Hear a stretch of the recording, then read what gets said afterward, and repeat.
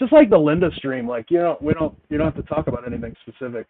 So the first thing I want to talk about though is this new movement that we just passed. Well, you're not on yet. Oh, I'm not on yet?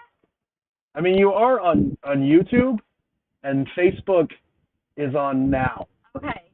So the movement is called Free Brett. Free Brett. Free Brett. Justice for Brett. He deserves all the justice in the world. Because enough time has passed. People are still giving crap to Brett about locking you out. And we know there's 4 of us that know the truth, right? That you decided to willingly lock yourself out that night. No, it's Brett's fault. No, it's not. It is. It's Brett's fault. He sleeps like an old man. He goes to bed at like 7 o'clock at night or whatever. No, we were up at 2 o'clock. I am a polite person who wants my friend to sleep. You never called. You never knocked on the door. I did call. I called everybody. You were all asleep like little old ladies. We were awake at 2 o'clock in the morning, and people believe that Brett really locked you out of the house. Like did. Today, Cole was like, this whole karma thing with the whole Plex server, and you should just tell the world that you locked yourself out of the house. He did not. Like people really think that Brett locked you out. You should just be honest. He did. And just say, he did. You guys know. So Tara and Joseph Chapman. Yeah. You guys know Brett, right?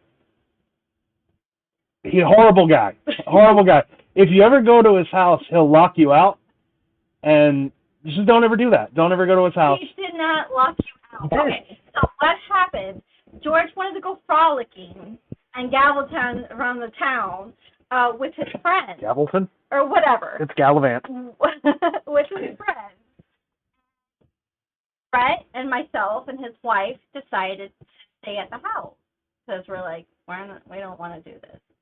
So we decided to stay at the house. And we told George, come home whenever you want to. There's no bedtime, no curfew. So at like 1 o'clock in the morning, we decided to lay down. I went to sleep. Brett and Lil were still awake. And I don't know what time it was, maybe 2 o'clock, 3 o'clock in the morning.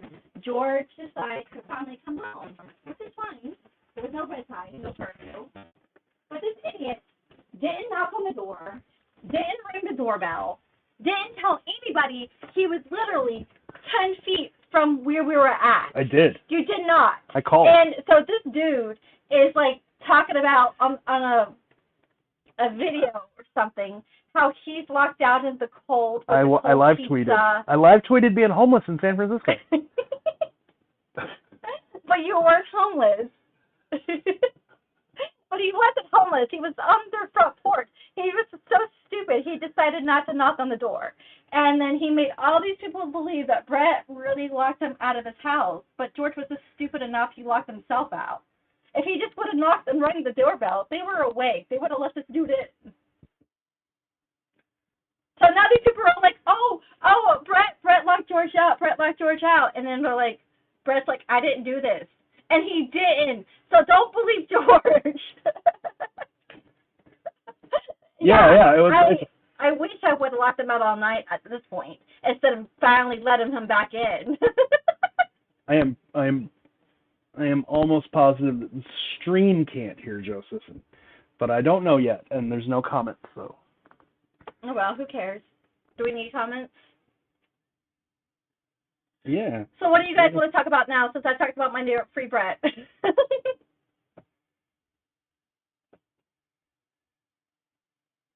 Oh, did you?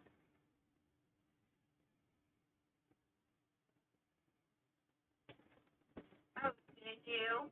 Yeah, they can't.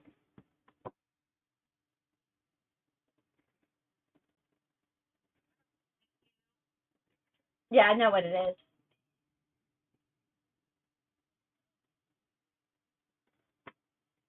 Oh, wow. Yeah,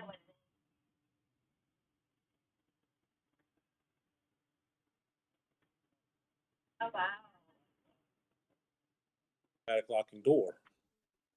And it was cold that night. So I'm trying to beat on all these glass doors trying to get back into the house. They can hear him now. got the back feed. I heard that one. Oh, did you get back feed? No, it came from your phone. Oh, okay. All right, good. Okay, on the phone. So Nice. that was my story being locked out also. See, but at least you're man enough to admit that you locked yourself out. George isn't. He just blames his friends. Oh, it's and totally his friends, Brett's fault. It was totally and Brett's his fault. friends didn't do anything, but to be so nice and let us stay at their house, and then you're like, my friend's a jerk. He locked me out. I never But said he that's- was a jerk. I literally, I never mentioned anything except being stranded in the wilds of San Francisco. You're right. You didn't call him a jerk. I just added those words. The top of the hill, the richest part of Oakland, where I could see the entire city of San Francisco. Like, it was a gorgeous view. I loved it. I was really happy to just be outside. I don't You know. didn't scare her to death, huh? Stranger on the windows. Well, they've got video cameras. No, I don't think they do. They do, because I live tweeted about it. I was like, the villagers are watching me. My cigars are down there. Can you hand them to me? I don't think they did. No, they did. I don't know. I have to ask. I think you're making this part up too. No, if you go back and look at the thing. Trying to figure out how to slide these glass doors open to let him back in. It's a door. It's a door that opens. It's a swinging door. Yeah, it's a regular door. This idiot just didn't ring the doorbell to say, "Hey guys, I'm finally home." When everybody was awake except for me, they were waiting up for him, and They were in bed. No, they were in bed watching TV. You don't know anything because you were on the other side of the door because you didn't knock on the door. Brett shut him out. And those are the stories of the San Francisco meetup. And when was Talk that? about that was Oh, it was a long time ago. 2019, 2018.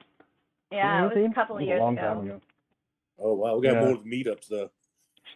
There's been a bunch of them. We did San Francisco first.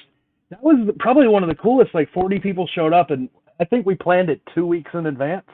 There was no time because we were just like, let's go to San Francisco, and then we were like, let's meet people there. That was the first meetup. That's not a bad turnout, I don't think, for 2 weeks out. No, I've lost my lighter. Oh my God. It's on the washing machine. I'll go get it. We had a great time in St. Augustine.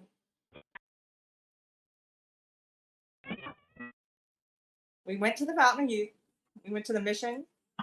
We went to the fort. What else did we do?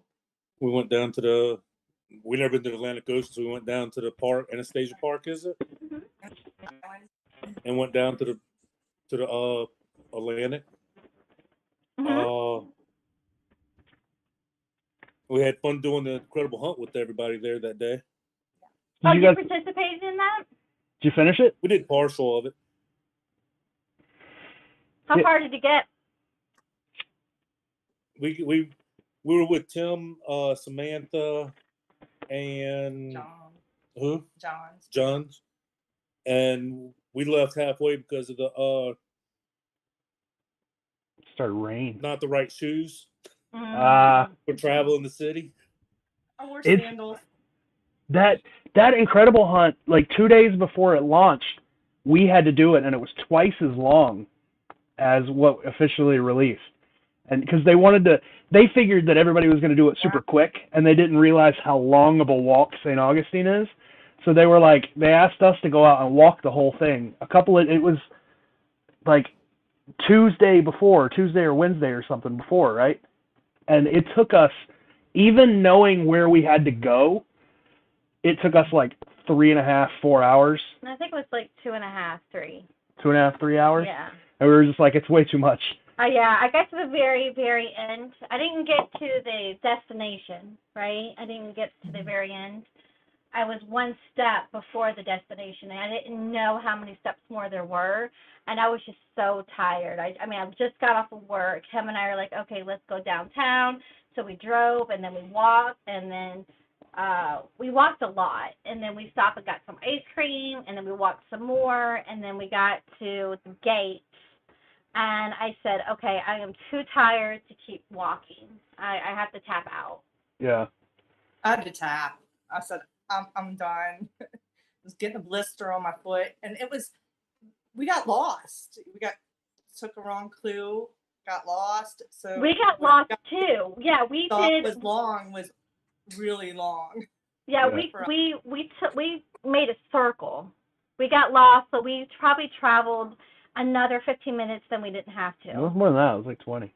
Mm-hmm. Yeah, we did the same thing down the wrong street.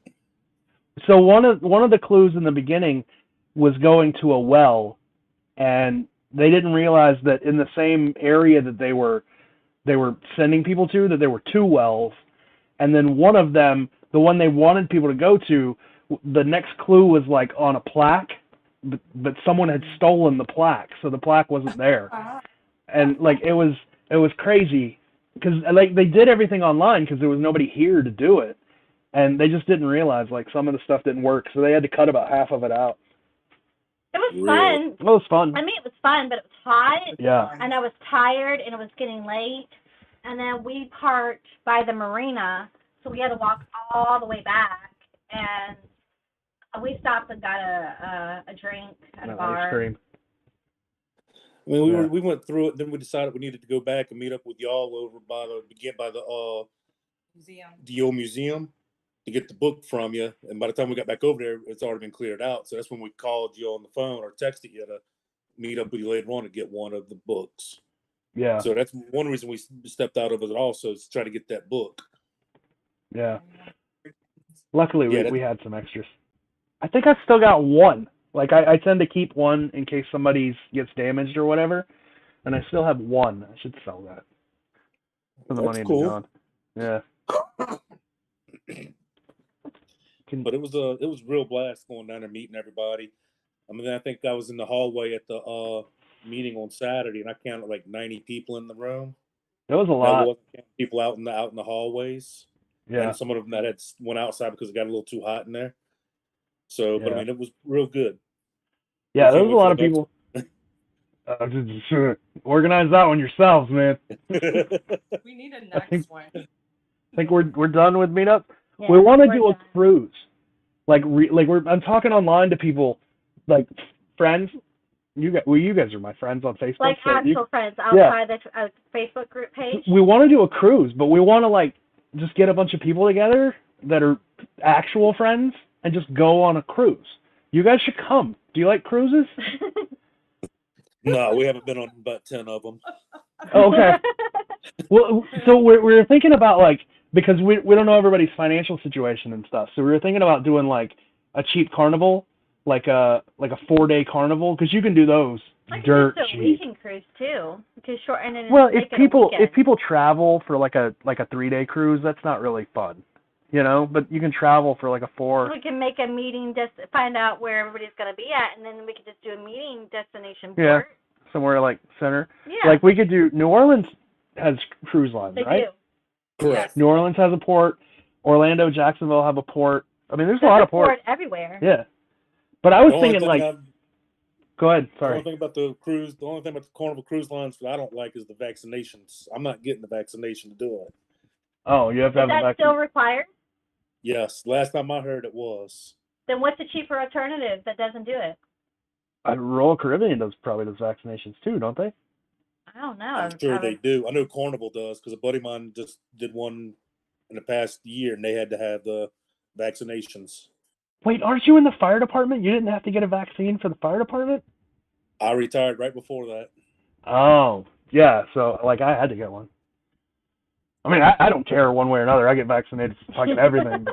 I might end up talking them into it because this last vacation, we were unable to do a cruise, and we normally cruise every couple of years, and it's been 2018 since our last cruise. Well, see, I get the argument for the vaccines 2 years ago, like a year and a half, 2 years ago, when they were first coming out, because they were pushed so fucking fast that we didn't know what side effects were, and we didn't know what long-term effects were. But I think there's been so much like testing for the vaccines now that unless you're doing it out of principle, like if you're doing it out of principle, then there's nothing that can change your mind. But if you're doing it for side effects or whatever, that's the newer vaccines have pretty much been ruled very safe.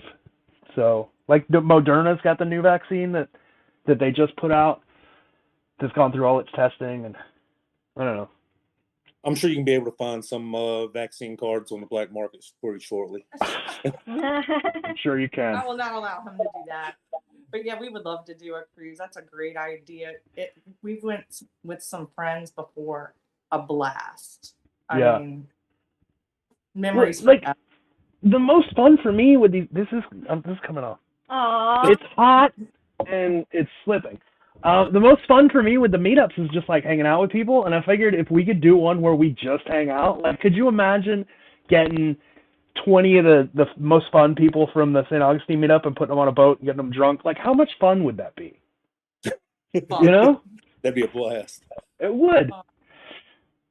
So that's what we should do next. One of the cruises I'd like to go on being out of Orlando, one of the Disney cruises are going on the east coast of Florida down to the Bahamas. You never been to the Bahamas? We went to the Bahamas, yes. Oh, okay.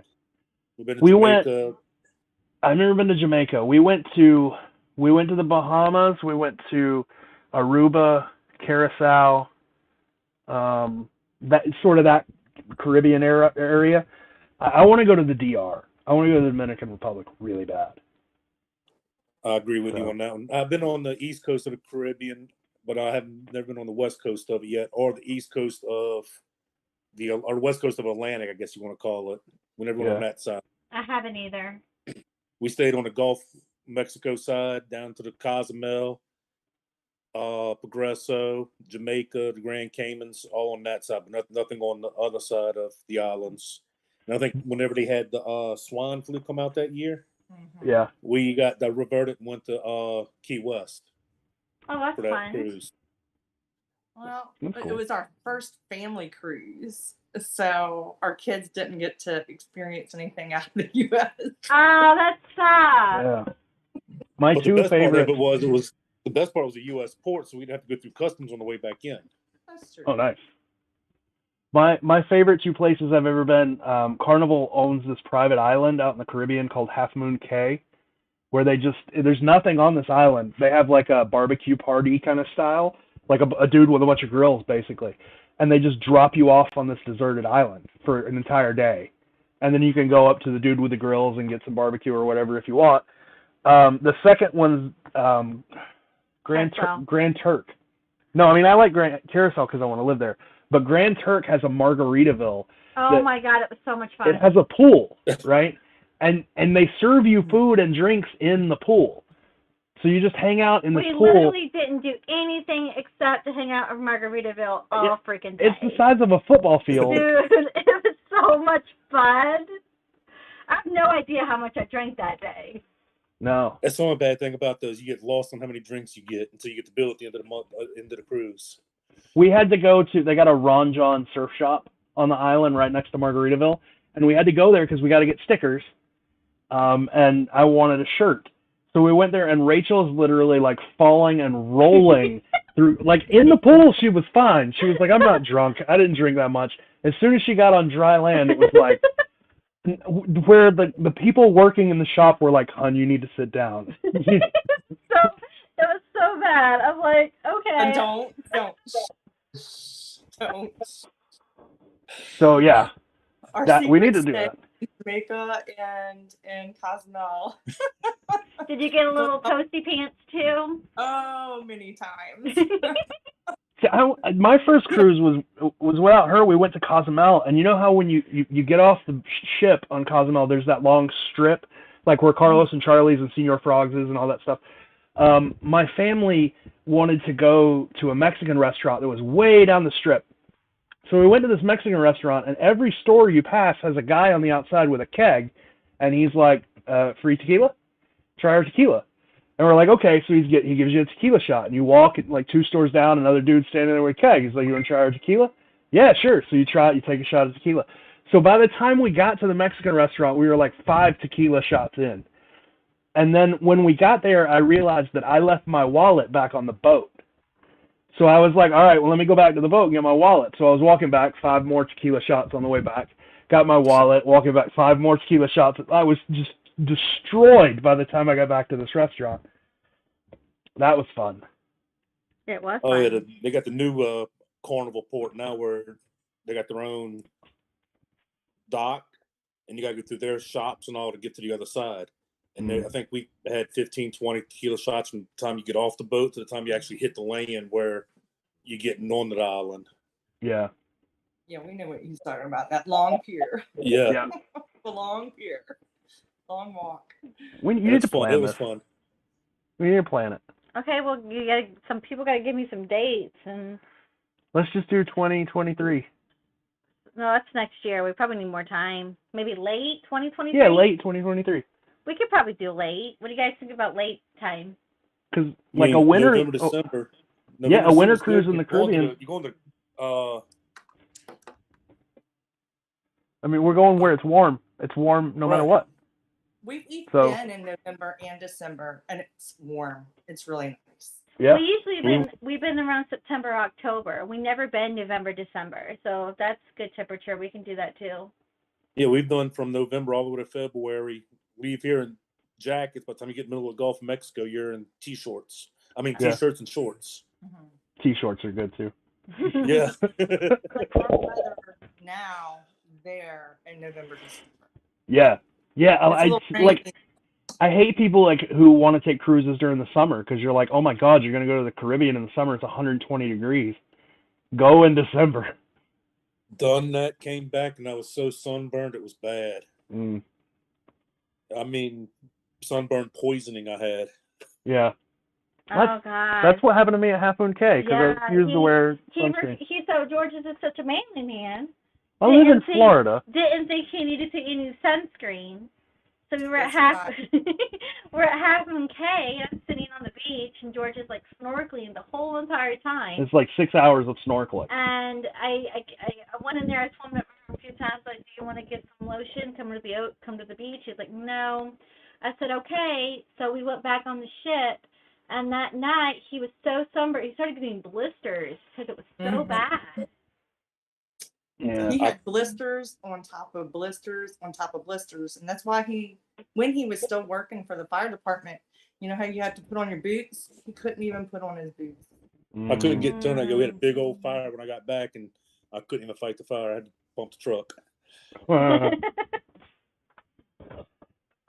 This is cool. We should do a secret cruise. We learned from that. We had to buy that, what's it called? Starts with an N, lidocaine. We had to buy some freaking lidocaine on the ship, and that cost us like $15. I'm like, well, this is absurd. They make the money any way they can, and they know it. All right. Simon Baldwin said there are fan cruises out there for nerds, like board game cruises and Doctor Who cruises.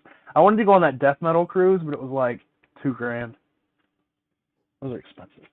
Yeah, you guys book it. We'll try to make it. Okay. Yeah. I'll do it. Because I want to go on a cruise anyway. I figured, like, if we're going to go on one, we might as well just tell people what ship we're going to be on. Like, this is where we're going. This is when we're leaving. If you want to come, come. If you don't, don't.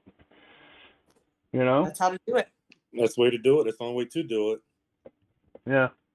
I mean, it's like we booked one of our second or third cruise we booked. Didn't realize that a bunch of guys at the firehouse got together and they booked the same cruise. So we had like us on the same cruise, families from the fire department all there, and it was a blast. I think Margaritaville just opened up their cruise line, and I'm pretty sure their prices are comparable to a Carnival. That'd be awesome. I don't know. A Jimmy Buffett cruise? It leaves port in Orlando. I think. No, Cape Canaveral. Somewhere south of us. All right. I have to look into it. We want to look into. That's still the most depressing song to me. Margaritaville. Like everybody sings it like it's this great, like happy losing yourself song, which I guess it was in the 70s or 80s whenever it was released. But now that there's a physical Margaritaville, like think about those lyrics as just a dude sitting in a Margaritaville in like a mall parking lot, like wasting his life away at the bar. It's the most depressing song. Go to any bar room, huh? I was right in St. Augustine. I was sitting on our balcony, I guess, outside of our room, and there was bars all around. playing music, and they were actually playing Margaritaville the night before. Yeah. It was good too. They had it nailed. Yeah, they have some good bands downtown. Some good singers. It sucks because like when we were in New Orleans last, there were a lot of really good street performers, like street musicians and stuff. But St. Augustine made that illegal like 20 years ago. So you have to perform off the main downtown. Yeah. And then Really? they get hassled when they do. Yeah.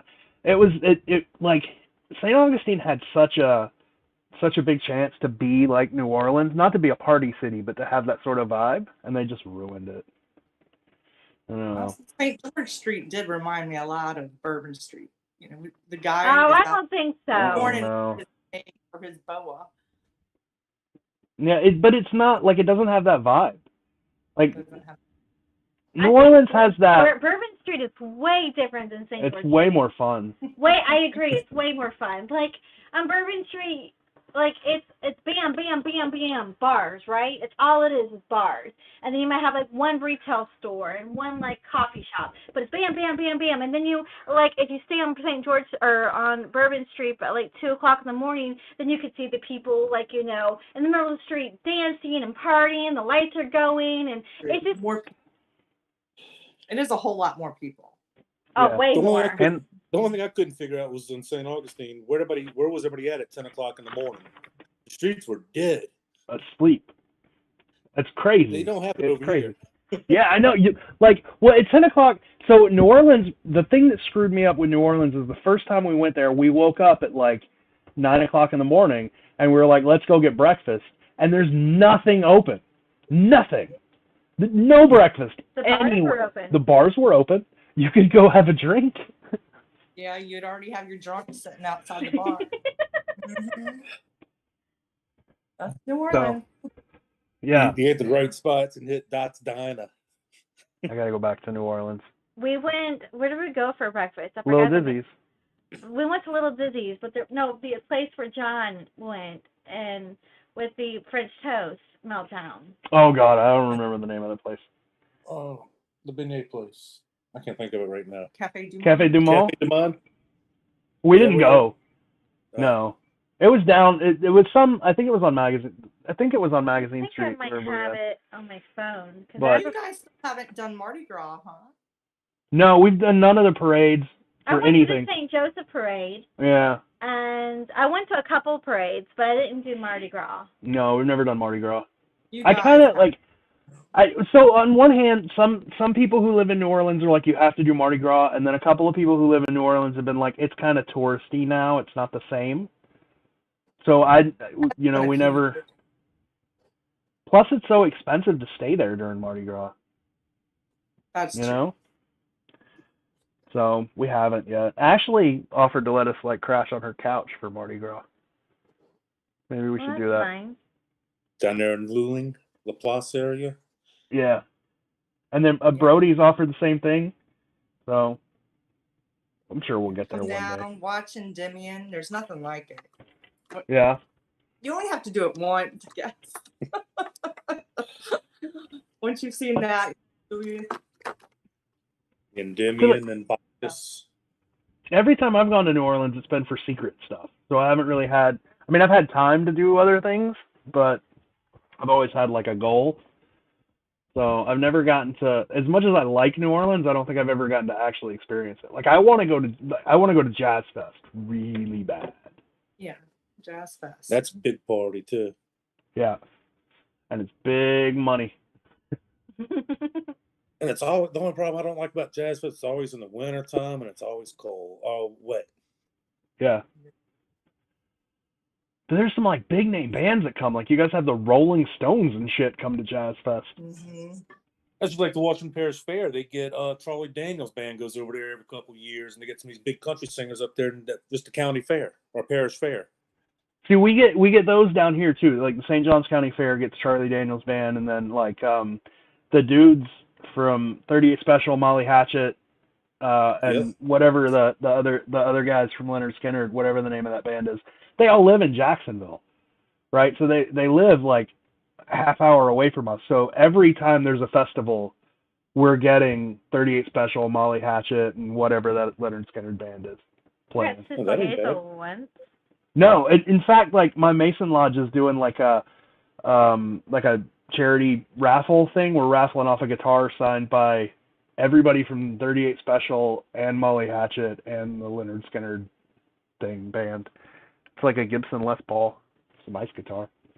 You need to post that on your Facebook page to get I will. tickets sold. I will. I think they're like $10 or $20 a ticket, and I think they made a lot of them. They made like 2,000 tickets. But still, I'm gonna buy a couple of them. I want the guitar. Like, I don't like any of the musicians, and I actually told everybody that was doing the thing. I was like, if I get this guitar, I'm washing off of these signatures like that. The guitar is gorgeous. Can he sign a piece of paper instead of the guitar? Yeah, just leave the guitar alone. Like, I'm down with Leonard Skinner, but after that, you guys got kind of weird. And it might be because I live here and like I have to listen to them constantly. It's just like us with Bourbon Street. We sit here and see it all the time. Grew up with it, and it's like, yeah, it's Bourbon Street. Yeah, whatever. So what's y'all's big next get up y'all doing besides the cruise? Anything else? No, dude. I haven't done anything with The Secret in like 2 months. It's weird. It's been so nice. I've done so much shit on my house. I don't like leaving The Secret has taught her that I'm productive. Like, I get shit done. Don't tell her that. all the shit that I used to do for you guys has now been replaced by doing stuff for her. Like, since I've left, I've rewired all of our security lights on the outside of our house. I fixed the wiring for our media room. I rescreened all of our windows. I fixed so much shit. You fix the plumbing. Redid all the landscaping. Nice. What else have you done? We're like almost done with our bathroom. We've just got to we got to put up the paneling and the tile. And that's it. So like, all the shit. Project? Yeah, all the shit that we put off for like 2 years, I've gotten done in 2 months. Yeah, it's been really nice. Like, we make plans what we're going to do on our Saturdays, because Saturday is home repair days. So that's what we do. We spend all day Saturday just working on the house. And then I told George by the beginning of next year there should be nothing for us to work on. Yeah. Then maybe I can plan an event or something. I don't know. So like the bad thing about me being this productive is even if I wanted to come back, you'd have to convince her to let me. And she'd be like, "No, I need somebody to wash the dishes." There were some projects that, like, because we had so much shit going on for the 40th anniversary that all the big stuff was at the end, and I left before we did any of it, right? Like, so there were 3 or 4 projects that we just never finished, because why? I might eventually finish those, but those will be like later on, like maybe next year. There was one that was huge that it had taken all year, and I was really excited about it, but we just kind of put it all on hold. Is that the Byron's Journal thing? No, I'm doing that. Like, Byron's Journal was less about The Secret and more about people. I had this idea. Everybody wanted to, like, searchers seem to want their story told, and they seem to want to be on TV or whatever. They just want their story told, right? So Byron's Journal was kind of like that. In the same way that Byron went around and kept notes on everything he did, in his own little journal, I figured this could be a way of documenting other people's journey, right? So, like, I was going to go up to Milwaukee and do one about John, and go out to San Francisco and do one about, like, Linda or Matt or whoever, just whoever, in each city. I was going to do, like, a city a month, 12 months, 12 cities. But now it'll probably be a little slower. It'll be like a city a quarter or something. Right. Don't blame me there. Yeah. But I've still got... In about 2 months, whenever we get more into the 40th anniversary, I'll be calling you to have the JJP interviews with you being JJP. All right. Question about all your little different... What did this mean? Yeah. So, like, it's weird with that because I don't know I really don't know what Arthur did with the painting. Like I made that statement on the group page, and people are like, "Is George saying there's no latitude and longitude coordinates in the painting?" Like, I have no fucking idea if there are. So it's fun watching you guys, because like occasionally somebody like will say something, and I'll be like, "Oh, that's what that is," you know? Like, it's not they don't get it, but it's helping me understand how he did the painting, because like at least I know what to look for. So somebody sees something in a creative way, and I'm like, oh, that's what that is. So I'm kind of learning as you guys go. Right, but will you do an interview once it's found? Just kind of release what clues you had in the verse. Sure. Yes. Yeah. If it's found, it's hard, man. It's hard. I'll tell you that. It's not meant to be easy. I think a tiny dog. I think once you guys figure out the area, I don't know, you're gonna have fun. You're gonna have fun with it. It's not impossible, but it's a puzzle. So have fun. They got a lot of ideas out there on it right now. Yeah. And I've seen some. Up laughing with it. I don't like. I like. Oh, I just kicked my dog. One of the things that I've always regretted about The Secret was I wasn't around in the very beginning when people were first trying to figure everything out. So I never got to see people's thought process. And now I can with this, because the way Arthur and I did this, we put you in the same situation that the early hunters for The Secret were put in, right? Except instead of having 12 things, you just have one. Like, you know that these are paired together already. You know this painting goes with this verse. So that part's done for you. But other than that, you have no idea what to look for. You have no idea.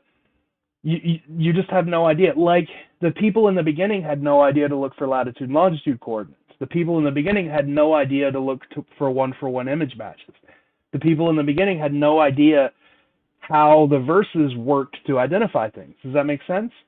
So Correct. we handed you this puzzle in the exact same way that the original Secret was handed to the original hunters.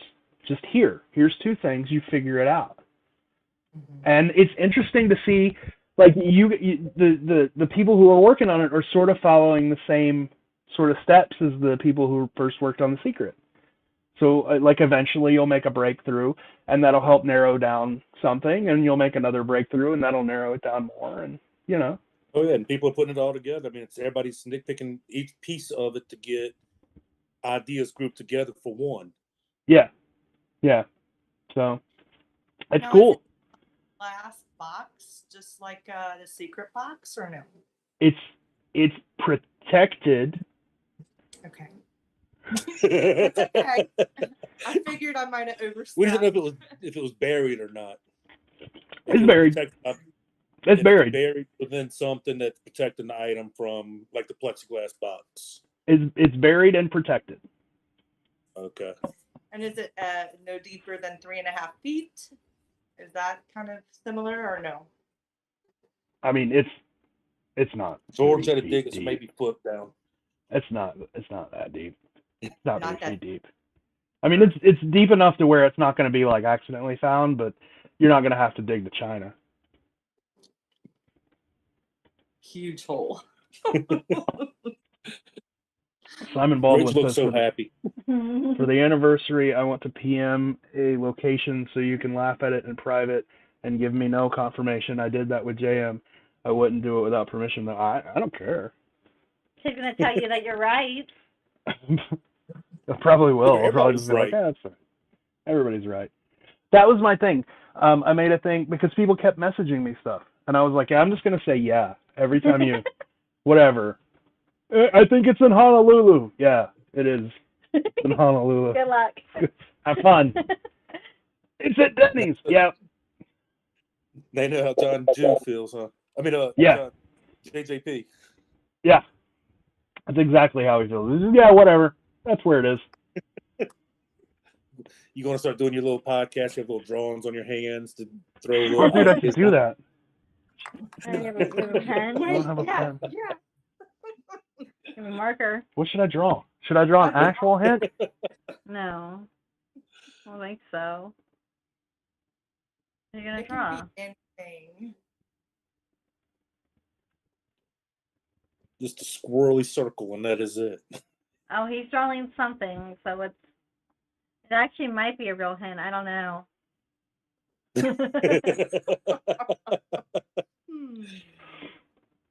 No, I don't that'd know be if that's talking a- next. He's I got don't know a if that's a circle hint or and not. a line. I don't know what that is. It looks like Anyway. a football goal. So, anyway. Get that off real quick. Oh, shit. It's not coming off. Permanent. It's a Sharpie. Well, it's on my burn hand, so it's like... Rachel did that on purpose. He thought it picked the marker. He's like, oh, here's one. Yeah. Oh, well. That was fun. It's nice to get one glimpse of that to go and say, I got it solved. Somebody asked if it was made really difficult on purpose or more of an effect to see different creators. So that was something I wanted to learn with this, right? Like, so John and Byron didn't have a whole lot of interaction, right? I mean, you remember in the 80s, it's not like they could email and text and shit, right? They had like a weekly phone call, and they would mail information back and forth. There wasn't a whole lot of interaction. So we kind of did things the same way. Like he knew a couple of things that needed to be in the painting, and he knew a location. So I was just like, put these things in the painting and get people here. And the way he did it, like I find kind of confusing.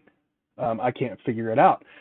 And I think that is what makes it difficult. I think it's that when two people are working on a puzzle, one person assumes, like, one person thinks to themselves, like, what if this other person makes a mistake and gives away something super easy?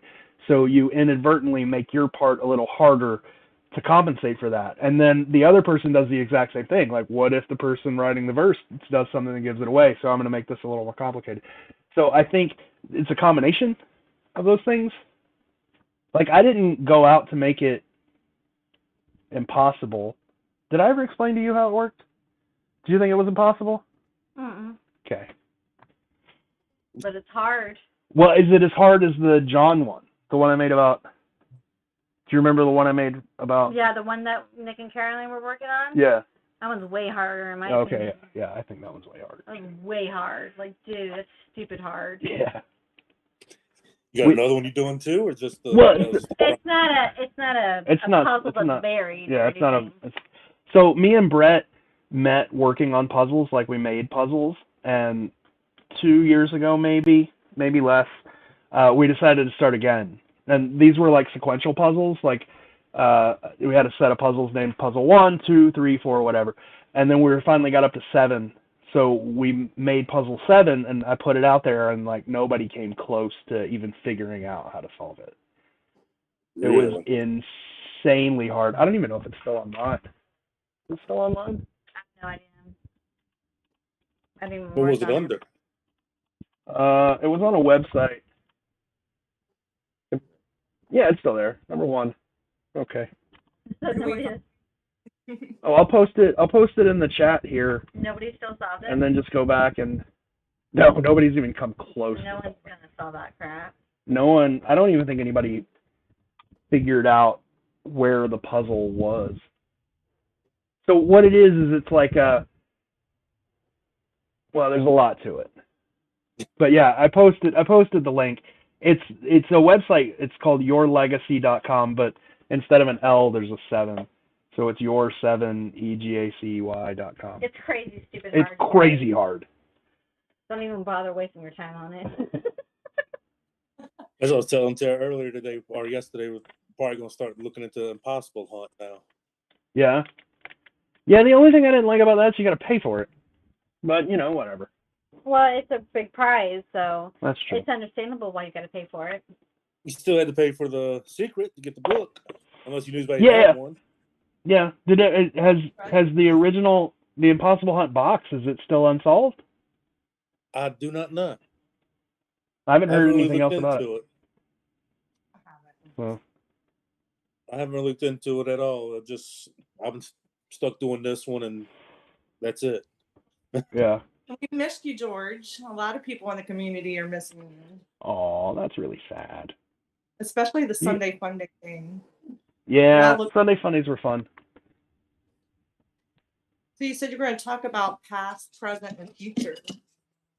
Oh, I mean, I don't really know that there's so much of a future. Like, I'm having fun. I figured, like, because a lot of people have come to me and they've been like, they were like, I wanted to do a Sunday Fun Day. And I figured if somebody comes to me and says that, I'll do it. I'm not going to go out of my way to just like, if there's nobody that wants to talk, I'm not just going to hop on and be like, it's Talk to George Day, you know? But I figured like if, you know, and that way if a month or 2 months go by and nobody wants to talk, that's fine. So if somebody wants to talk, I guess I'll do it. I think I'm going to take, on YouTube, there were Sunday Fun Day episodes that were public, but there weren't a lot of them. Like most of them were on Facebook and recorded. So I think I'm going to take those Sunday Fun Day episodes and I'm cutting them up into like 10, 15-minute segments, and then I'm putting the segments on YouTube with like, to kind of narrow, because a lot of people complain during Sunday Fun Days you never really know what's being talked about, and we jump from topic to topic so much. So if I can cut, like, me and Brett talked about Montreal for 10 minutes, so I can cut that 10 minutes out and post it so people who are looking for Montreal can find it. So I'm going to take those and cut them up. I think I'm going to release a bunch of the Sunday Fun Day episodes in full for members of the YouTube page. I think it's like $1 to become a member, like $1 a month or something, and use that money to pay for to keep 12 treasures online. So that just won't go anywhere. And then I got the Byron's journal thing that I'm doing next year that I use Patreon to pay for that. I think we have like 5 Patreons now. So, but that's my whole plan. Like, I don't have anything else. I've been doing stuff for me, but what do we get with a membership for YouTube? That's basically it. Basically, all you get are access to Sunday Fun Days, whatever I put up. I've never. It's weird because my philosophy has always been to never have a paywall for anything at all. Like, I never wanted to do that. But I feel like if Sunday Fun Days are going to be used against me, then if you're paying to view them, you're probably not the kind of person that's going to do that, you know? And I figured like a buck isn't that much to ask. Like $1 a month, it's not that much to ask for all of that shit. So that's basically it. Basically all you get is access to that, and you help pay for 12 treasures. I don't think you should put all your Sunday Fun Days. Not all of them. Like, no, there's a lot of them that aren't going up. I think you should also go back and edit the ones that we should. Yeah, so any of the ones where it's just me talking about personal stuff, like the one with Jason, I did one with Jason where we talked about St. Augustine, that one's not going up. The one with Destiny, that one's not going up. But, you know, a lot of them will. Right. That's understandable. You have to respect, you know, someone's privacy and protect your family. Yeah. But it's the only compromise I can really come to. You know? So you're pulling yourself away from the administration part of it. You plan on going back out digging? No, I haven't done anything like that. He doesn't. He's pretty much stepped away completely. Yeah. 100% stepped away. Like before, his messages would be like all the time, bing, bing, bing, bing, and he'll like answer them or whatever. Now he barely gets any messages, and if he does, he's just like, you know, it can wait. It's not important. It's not imperative. He's not making himself as accessible to people anymore. Like before, where someone was like, hey, let's meet up at 2:00 in the morning in the woods, and George was like, okay. Now somebody's like, hey, let's meet up for like whatever, and George is like, well. He doesn't feel as obligated to meet them anymore. I'm the new Josh Gates. Where before I'll do it if I want to. He felt obligated. He had to meet people, even though I kept telling him all the time, you're not obligated to do so. Yeah. Now he can now he can just say no, and he doesn't feel guilty about it. Yeah. No, I was just asking if you were planning on going back on the hunt yourself now, since you're taking yourself away from that administration part of it. You know, I told Rachel that I kind of wanted to dig a hole. I don't blame you. We can't put her in it. But he's not going to do it, though. No, I probably won't do it. He's not going to do it. Like, he wants to dig a hole, but he won't actually do it. There's a difference between wanting to do something and actually doing something. Yeah, I probably won't do it. Because I told you that like a month ago, and I haven't Yeah, done and you haven't done it. You're not going to do it. No. Like, you're just not going to do it. I went with that one guy that that's the only thing that I've done since I left that was secret related. There was a dude in St. Augustine who got permission to dig in a place where I've never actually been able to go, right? Really? Like it's a private place that I've never been able to go to. And he reached out to me and he was like, hey, I got permission to dig in the spot. And I was like, shit, I've always wanted to go there. So I went with him for that. I didn't agree with any of his ideas, but he was super nice dude, had a whole lot of fun. Yeah, it was nice. And brought to a place you've never been. Yeah, I got to go to a place that I've always wanted to go to. Yeah, that's the way to do it. Yeah. No, you need to go at least back out on a hunt yourself. Nah. You know what all those haters would say if George dude. actually did do that? Oh my That'd god! be awesome. Oh my That'd be god! awesome.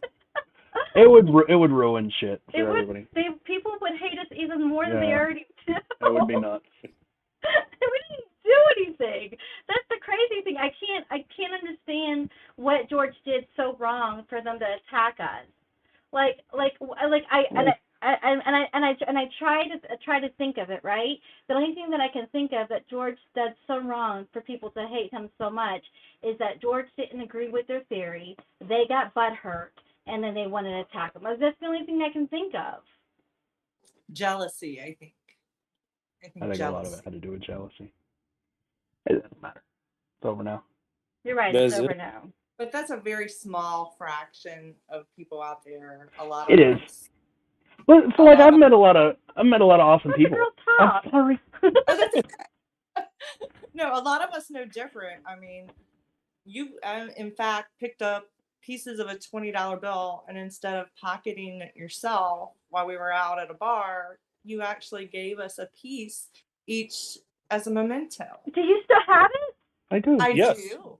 I I'm do. like, we have it too. We're about to show it to you. I don't know where I put it. I put it in my wallet. That speaks of the type of person George is. Because you could have taped it, right? You could have taped it. Bought him a few drinks, and went on about my $20 bill. Very cool. He went to go. It's right next to my. It's right next to my official secret club of the secret and treasure hunt membership card. It has its own decoder ring. Matt gave me this in like 2017 or something, and I've kept it in my wallet ever since. Right next to my $20 bill. That is character, and that piece of 20 will always be in my purse. Oh. As a good luck charm. Well, I feel like he's got his 20 in his wallet. I got my piece of 20 in my bookcase because we're gonna put it in a shadow box.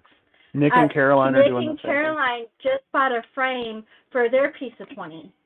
Oh, super cool. Yeah. Well, like, how cool is that, right? You come to a cast city and you actually find treasure, right? It's not great treasure. It's $20, but you're with a bunch of friends and you can share it with your friends. So why not do that? Right. And what a great story, right? Yeah. And now instead of being able to buy a couple of gallons of milk, you've got a story. Yeah, and they just got a piece of 20 that's worthless, but it means so much to you, though. Enough to keep it in your purse, in your wallet, to frame it, to put in a shadow box. Yeah. Who would have thought that piece of 20 would mean so much? Yeah. Why would somebody rip up a 20 in a bar? I wish I had it away like that. Yeah. It's a college town, so it's daddy's money, probably.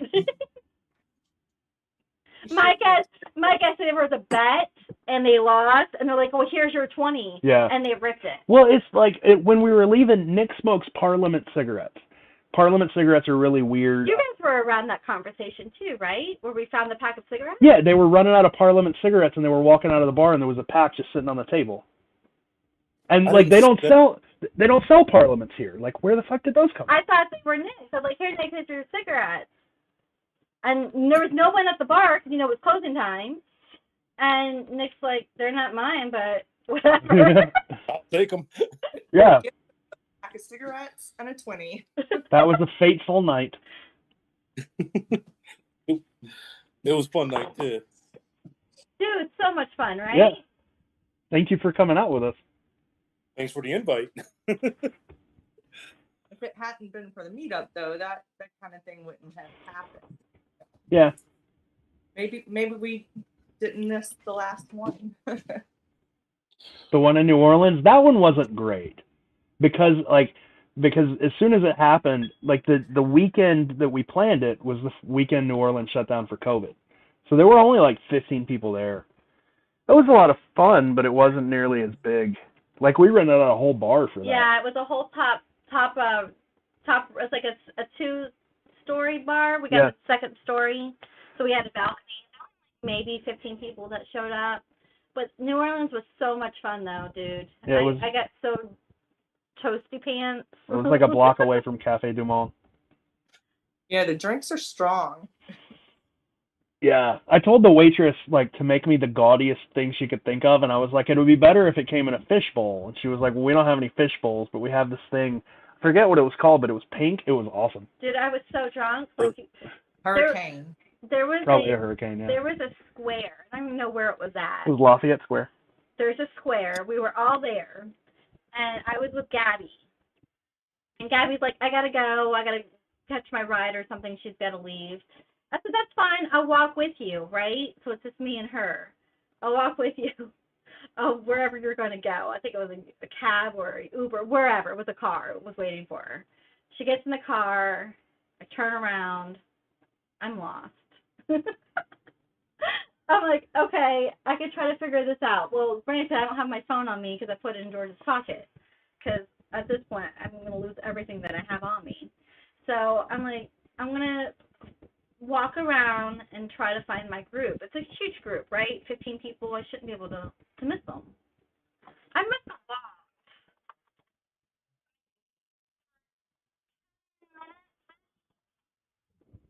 And find my group.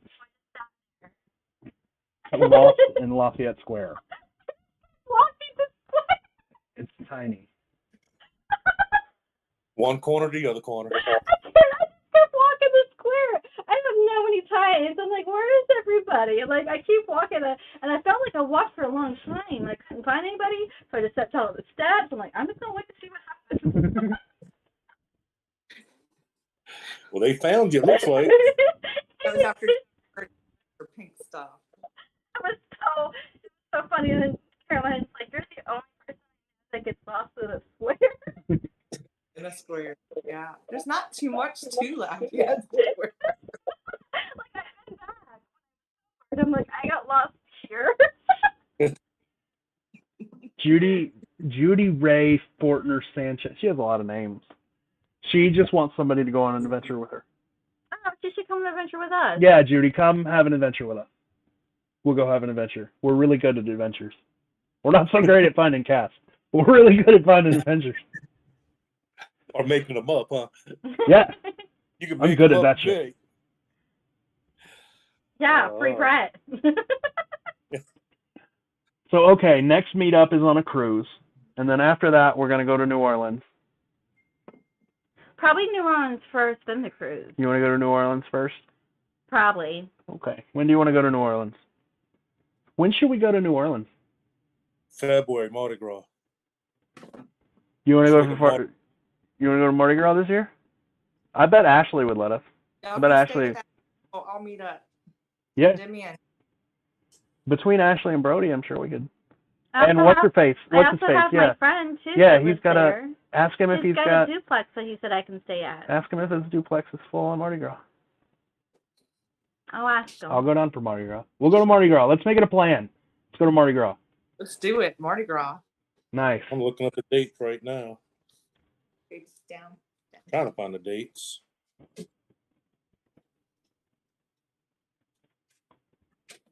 Mardi Gras 2023. It's not going to get canceled again this year, is it? How's the police situation in New Orleans now? Are there still like none of them? What? Yeah, police? they're gone. Okay, that's what I thought. No, they're there. They're pulling in administration that they're gonna work the streets now. Was the last thing I heard. Well, they weren't there for a while. Well, like there was something there was like a strike, and then a bunch of people quit or something, and like they were seriously understaffed. Wow, that sucks, guys. Oh, they're really understaffed over there. But I mean, NOPD's got such a bad rep. Like, I don't know. It'd be hard to convince people to go work for them, I would think. So February 21st is Mardi Gras Day. All right. Endymion's always the. So I'm trying to find Endymion real quick. Is Endymion, that's a parade, right? Yes. Yes. We Okay. have a ball. Yeah, the ball is the one that they keep trying to get us to go to. Ashley keeps trying to get us to go to. Oh, the Anne Rice ball? I don't think it's an Anne Rice ball anymore. She's dead. Well, that's the name of it, though, right? Like I don't the remember. vampire ball? I always thought it was the Endymion ball, but they might have another name. I've never been to one, so. But that's on Saturday, February 18th, is the Endymion parade. And usually the balls is that night, if not mistaken. Ashley's husband works for somebody that's important, I guess, because they always get tickets to sit across from Gallagher Hall. And they were like, nice. just let us know, come down, we'll get you tickets. And then they go to this like extremely upscale, like fancy ball. And they're like, you can come to that too. And I'm just like, all right, great. I don't really like balls. And then Ashley's like, this is a big deal. I was like, oh, okay. Yeah, and to sit in the stands, it's an experience than wading through the crowds and being skin on skin, smashed between hundreds and thousands of people. It's crazy. But All right. in the stands or find a little spot and camp out. Sweet. Right. Let's do it. And then they have, I know some guys I know, they usually get porta-johns and put in little spots, and they rent them for the day, rope off the area, so they have their own porta-john for their spot, and they don't got to leave. Bring barbecue pits and all. Nice. Yeah, let's do it. Okay, we're doing Mardi Gras this year. Next year. That was easy. And then we'll do the cruise later. Yeah, let's do the cruise at the end of the year. Yeah, November. Yeah, there's your vacation. December, there we go. I wonder, you know how Disney's always not busy either the week of certain holidays, but especially the weekend after holidays? After holidays, it's not busy. I wonder what like the week after Thanksgiving would be for cruises. Like I bet it would just be dead. We went right Out of New Orleans. Was it dead? It wasn't dead. Cruises are never dead. Wrong theory, George. Well, like if you want to go to Disney, like a Floridian will tell you, always go the day after a holiday. Like the day after 4th of July, the day after Christmas, the day after New Year's, whatever. It's not dead, but it's probably half as busy as it normally is. So I didn't know if that applied to cruises as well. I don't think. Well, I heard with COVID, they were only booking at like 50%. That's cool. Last I checked. So I don't think you're going to be as crowded on a cruise as you were in the past. But again, we haven't done it, so I can't really speak of that. Like the problem with Carnival is it's like the cheap party cruise. So you get the weekenders, and they make it a pain in the ass. Whereas like you were saying with Disney cruises, it's sort of like those. The problem with Disney cruises, kids are everywhere. You know, and the kids make it kind of annoying. I'm telling you, I think the Mardi Gras cruise is comparable to the Mardi Gras cruise. Yeah, sometimes they put adults only cruise. Yeah. I don't know. We'll do it. Margaritaville. Sorry, not sorry. The Margaritaville cruise, not the Mardi Gras cruise. Yeah, sorry. So we've got the Secret Social cruise coming up, and George does Mardi Gras. Those are my next two events. George does Mardi Gras and the Secret Social cruise. I'd get a camera out and follow you on George does Mardi Gras. Yeah, totally. Because I don't trust myself with the camera. I'm just gonna be like, oh, we're Bourbon Street. Let's go to the Hustler stripper place. So it starts at $99 a person. The best cruise to the Bahamas. Nice. All right. Yeah. So they do a 3-day, 2-night cruise, sailing from Port of Palm Beach to Freeport, Grand Bahama. All right. It's the first one I looked at. Cool. All right, we'll book it. Let us know. All right. We're reeling them back. And then you guys can. I'm not in the Facebook group, so you guys can let everybody else know. I'm only in one group, and that is it. I deleted all the other ones. Which group are you in? I think the main one, and that's it. I think I'm only in one group, and it's a old New Orleans group that no one can get in anymore. Like way back in the day, a guy created a New Orleans group, and it was full of really fun people. And then he shut down admissions, and I think that's the only group I stayed in because I knew if I left, I could never get back in. Really? Yeah. No, I figured I'd get out the groups versus getting there, stirring stuff up and let my mouth get me in trouble. So did he. Well, yeah, me too.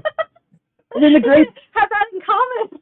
The great thing about the secret is, man, you only need a book. You know, you don't need Facebook, you don't need whatever. You just need a book, so you can do it however you want to do it.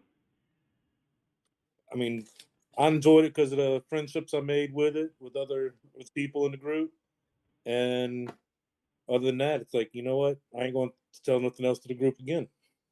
You know, I mean, they ragged me for digging a hole. So speaking of that, if I'm not the head of a group anymore, I can do whatever the fuck I want. If I come up for New Orleans for Mardi Gras, are we gonna dig a hole? You want to dig your hole? We'll dig a bunch of them. Okay. We'll dig some it's holes. up to you if you want to be part of that. If I you want to dig a hole? Already.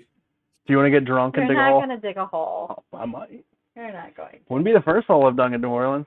I know that, but you're probably not going to dig a hole now. I still cannot believe, I'm going to keep saying that you dug right there near Gallier Hall. Like, if I dug big holes there. Big holes. For us, that's like wild. You paid homeless people to like watch out for cops and stuff. That was before all of this. Yeah, that was before Expedition Unknown. Oh. No, it was. Was it? Maybe. That was fun. I just helped the groundskeeper, and then they just watched my back for all the cops. It's like I told John Michaels when we were there. He was like, "You're not worried about getting in trouble." I was like, "Dude, I have a badge. That badge gets you out of a lot of shit." To some degree. It really does. Like minor things. Yeah. They have a camera near Gallery Hall now. They had some then too. It's right next to the Federal Reserve. You remember John when he was like? He was so scared. He wanted to. So we dug on one side of Gallery Hall, and he wanted to dig on the other because he was like, maybe we're just backwards. Maybe we need to go dig over here. So we went to the other side of Gallery Hall, and he's like putting a shovel in the ground. I'm like, dude, stop. He was like, what? I was like, there's a camera right there. And he was like, they don't give a shit. I was like, there's the Federal Reserve is right there. Like, don't screw with the Federal Reserve. Digging a like, hole. that's their camera. They're going to bust us for trying to tunnel into the banks. Ocean's 11. Yeah. Oh, well. Oh, that's funny. That was a fun trip. We'll make it fun when you come back in February. For sure. Yeah.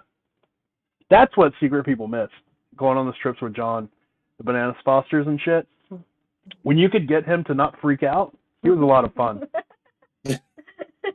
Getting him to not freak out was hard, but when you could get him to not freak out. Not looking at me. Do you freak out? I do when it comes to a dig. Oh, you get like paranoid? Oh yeah, because there's one of the last times we went out for a dig, there was gunshots in the background. Like a block away. And I'm like, we gotta go. I'm like, come up the hall. Make it fast. We gotta go. Remember that dude? Remember that dude that tried to convince us like his dad got shot in New Orleans? Tony? No. It was some dude who was like, he was one of the first crazy people that we ever had to deal with in the secret, and he tried to convince us that like his dad found the cask when somebody shot him and like stole it, and the cops were like looking for him, and his dad was gonna die, and his dad was in the CIA or some shit. I remember this dude. It was crazy. Sounds fun there. Somebody wants big ideas. Debbie asked if I was in Milwaukee. I don't know when I'm going back to Milwaukee. Soon. Maybe soon. He's asking questions. Answering questions from live. I'm not sure what you're looking at. So what else? Oh God, there you go. There's your other question. Yeah, what is this? It's a private message. Somebody telling how much. It's somebody telling me that they're going to be streaming some stuff soon.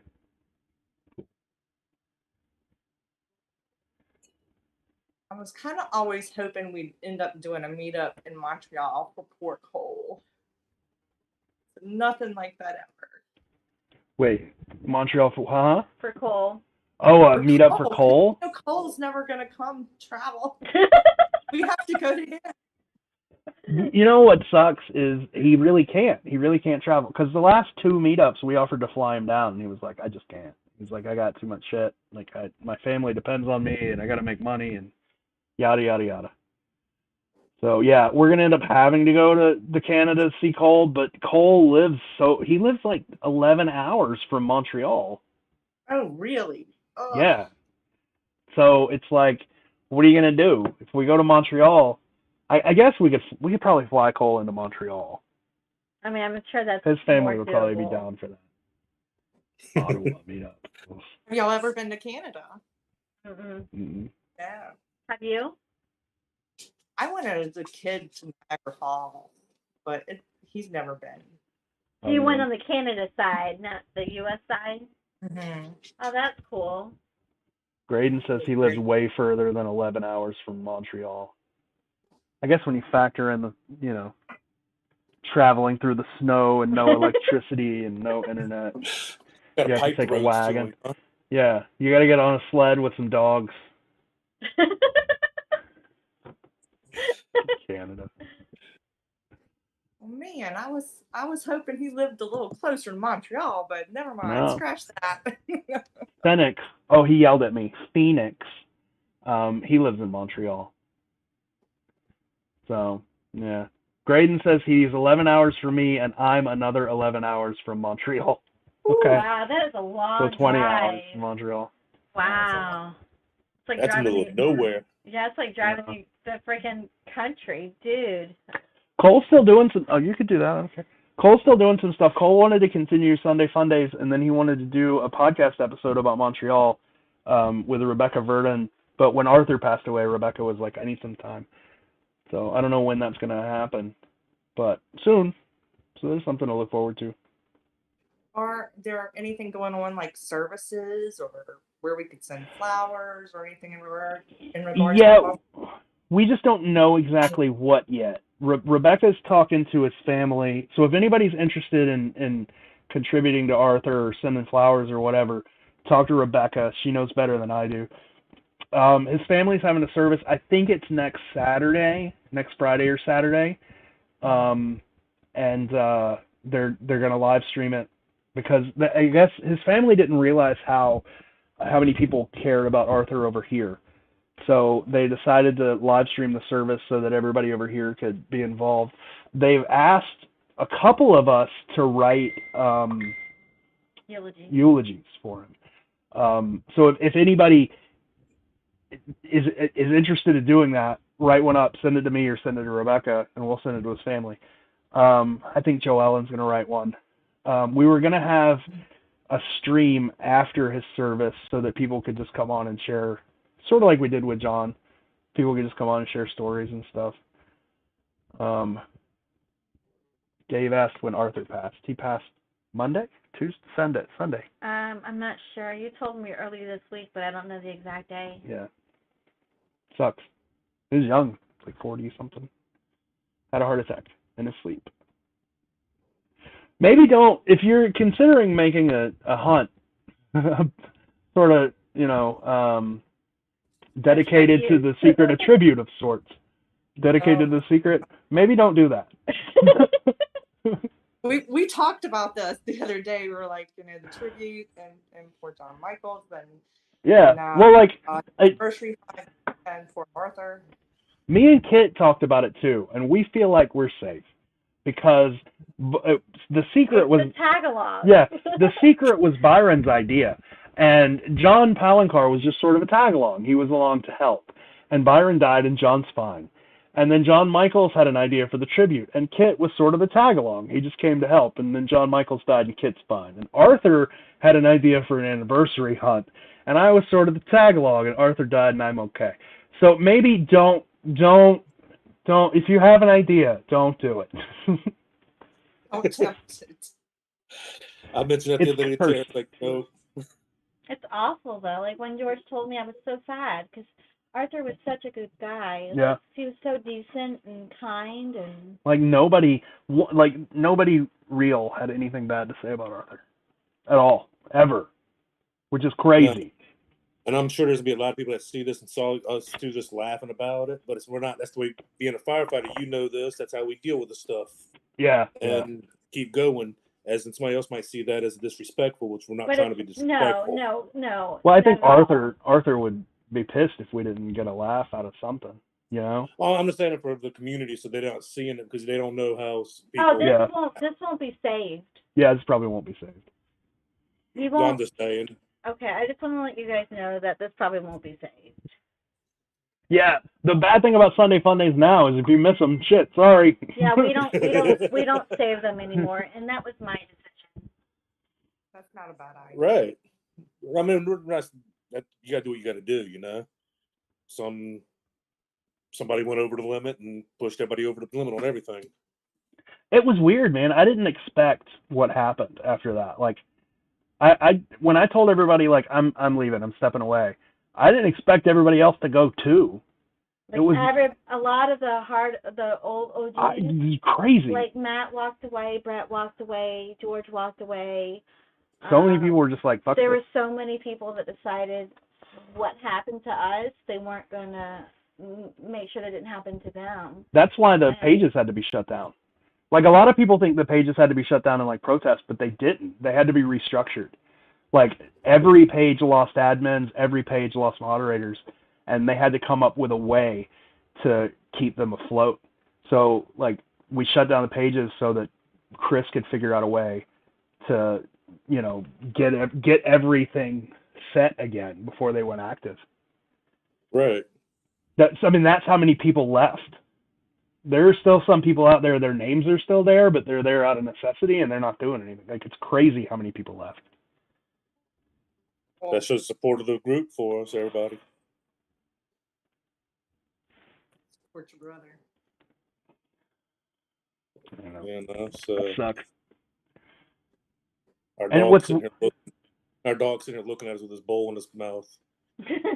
Go feed your dog. We already fed him before we got on here. Dog's big hungry. I think Sherry said it was a totally understandable decision. I think, like, the secret was so much to so many of us that once it started getting a little crazy, like, we were able to handle it. But once that line was crossed, we were like, no, it's changed. It's something drastically different than what we remember. And a lot of the old timers that I talked to were like, I'd rather remember it for what it was. So, like, Matt just sits around and he does his own thing. So.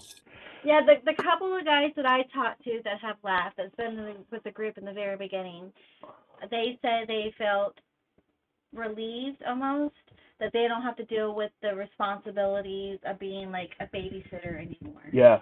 And Brett's like, my life is so much better now. Like, they, like, the ones that I've talked to, they, like, it's quieter. Like I was telling you earlier, that George no longer feels obligated, having to meet someone, having to talk to someone. Like, it took a whole different turn.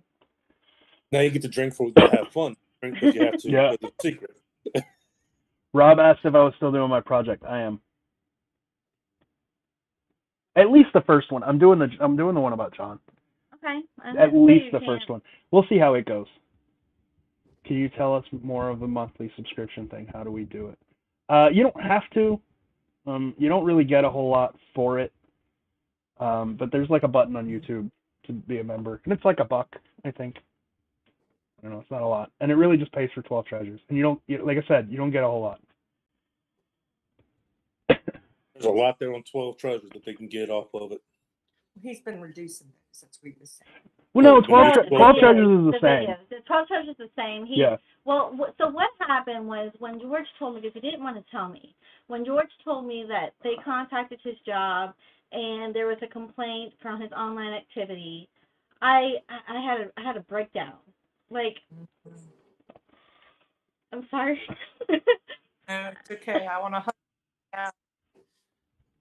She had a bit of a breakdown and asked me to take on the podcast. But what she meant was the YouTube channel. I did. I asked him to take on the YouTube channel. Well, and you asked the podcast, and I was just like, all right, fine, yeah. There was no argument. So when you tell me, he took down everything. Yeah, because that's basically. And I never asked him about that. I came in the room and I said, I can't handle this right now. I'm having a breakdown.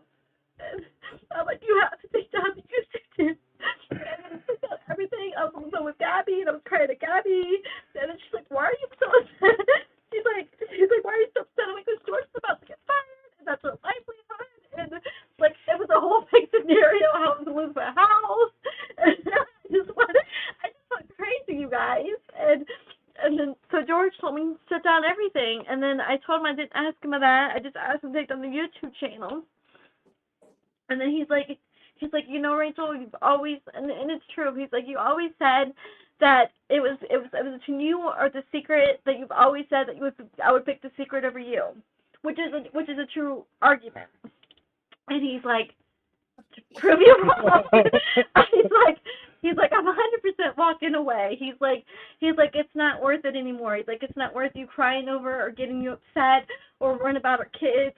He's like, it's not worth it anymore. It's not. He's like, it was fun. I had fun doing it, but it's totally not worth it. So she told me, we talked about it, and we put 12 treasures back up. And like the way the subscription thing came about was when Sunday Fundays were up, the ad revenue from that was paying like 3/4 of 12 treasures, right?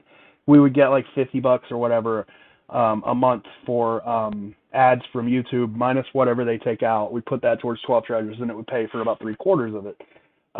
But when Sunday Fundays were taken down, so was all of the ad revenue. So I was like, well, shit, to make up for that, I'll turn on memberships. So people can pay like $1 that offsets the cost of the lost revenue from ads from Sunday Fundays. And I'll, throw some Sunday Fundays back in there and put up some clips and I don't know, whatever. But that's what it is. I don't know if it's a good decision or a bad decision. I don't care. I don't know if people like it or they don't like it, but it's what it is. I told him you shouldn't put. Yeah, I mean, I told him you shouldn't put anything up there, and it was a big discussion. I'm like, I don't think you should do it anymore. I'm like, and then he's like, well, I don't think it's fair that we did all these videos and then they're just gone, Rachel. He's like, that's kind of selfish. So my only selfish part of it was there was a person that reached out to me that got to talk to Ben on one of the Sunday Fundays, and he was like, I really want to be able to see my video because that was a special moment for me, and I understand that. And I got to try to find his video to send him a link. But there was another where Gordon was, randomly he got to talk to Rob and Tim Robel, right? And they went through all of the stuff about Chicago that no one had ever known before, and that's down now. But it was such a special moment, not just for Graydon, but for the secret as a whole to find out all this new information. It sucks to just take it away. I know. I was getting there, and I'm like, you know what? Maybe you're right. Maybe I am being a little selfish, and that's what I told him. I'm like, if you can make sure that none of our personal lives is no longer on these videos, I don't care what you upload. Yeah. So I just don't want them to talk about my kids, where they work, where they go to school, where we live. Like, I don't want any of that. I don't want people to know. Like when this all started going down, like I have certain friends that are involved in the secret, and I messaged them. I'm like, please do not talk about my personal life to anybody. because they know my personal life. And I asked them not to talk to anything, and they're like, well, what would we say? I'm like, just don't say anything. Like, just don't say anything. Like, I tried to nip it in the bud before it got to where it did, and then when it did, I just had a meltdown. I didn't know how to handle it. So, but before I started watching these back to make clips, it was crazy how much of our personal life was actually in it. Because I was talking to Copper Dan, is a guy from Forest Fin Hunt, right? I don't know if you guys know Copper Dan. I was talking to him last night about some stuff, and he asked me about a Sunday Funday episode that we had done, and I sent him the link to it, and I was rewatching it, and like halfway through it, we just posted our address. Like I pulled up Google Maps, and I remember I was on I was on that podcast with you or something, and I said there was our address. Yeah. Yeah, and you said you didn't care. Yeah, I didn't care. At the time, you didn't care. At the time, I didn't care. Now I care. So I'm basically just going through cutting stuff like that out. Right, because you get all these freaks out there that want to just follow want to show up at my house. I mean, it's, right. You know, just like anywhere else in the United States, right? You buy a house, it's public record, right? Understandably. Like, if you really want to know where someone lives, then you're going to do the research and you're going to figure it out on your own. It shouldn't have been public knowledge for 12,000 people to know where we live without doing the research. Like, that should have never been public knowledge. Whatever. Correct. It is what it is. Where you work and all that, nobody needs to know all that. I know, like, it sucked. Like I even told my group of friends, I'm like, they're probably going to contact my job. I already, took that measure. And now I got, like, kind of a new job, so that doesn't even matter anymore. And then, like, I don't know. It's just so stupid. It really was. And I just felt bad when George told me this, and because he loved it, and I'm like, you have to shut it down because I don't love it. I'm like, you have to shut it down. And I just felt so bad that they forced him out of something that he loved so much. Oh yeah, and he was one of the main guys that kept everybody together. Our ambassador of Quan. Christina just sent me a very nice message about Arthur. It was very sad. Anyway, yeah. So this has been the upbeat guys. Sorry we're bringing you guys down. That's all right. It's okay. It sucks because, like, since I've left, most of the people who have sent me messages, it's been about this kind of stuff. So I feel like if I'm gonna come, like I said before, people who want to do Sunday Fundays, if you ask, I'll just do them maybe if I'm interested. And Joseph asked, and I was like, fuck yeah, I want to talk to you guys. We like you guys. So I feel like if I'm gonna have to answer all these questions in PM, you might as well answer them here, shit, so that people know the answer. And if anytime you want to do this, just hit us up, hit me up on Facebook, and I'll be glad to get on here. Shit, man, we can talk and not have to be streaming. Who cares? But I do like the New Orleans thing. That's legit. We will, if it's okay with you, we'll go to New Orleans for Mardi Gras. We would love to hang out with you guys. Like, seriously, a lot. You guys were so much fun. Yeah, you guys were awesome. Like, I'm so glad we met at the bar. Like, that was so freaking fun. Like, after we left, we were in the car. We're like, they were so super cool. Yeah. Oh, well, thanks. The first 2 hours was pure adrenaline, and the last 2 hours, I don't even know where we were. We were like 4 drinks in by then, so.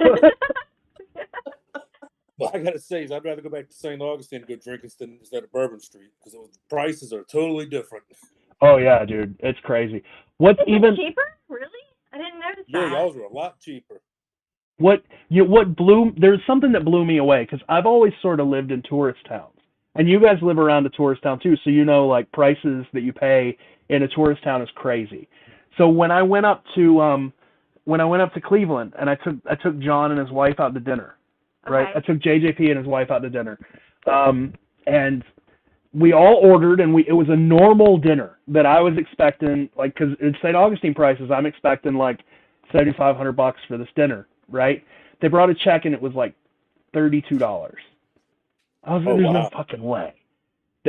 And Lee, John's wife, was all like, George, you can't spend this much money on us. You do so much, and I was like, Lee, your husband just gave me a painting. Let me buy your freaking hamburger. and like I couldn't believe how prices change when you get outside of tourist areas. It's nuts. Oh yeah, I mean, like what we had, 6 drinks was that round that we had? Yeah, it was nothing. Yeah, that was like, I don't remember the bill. It was like $30.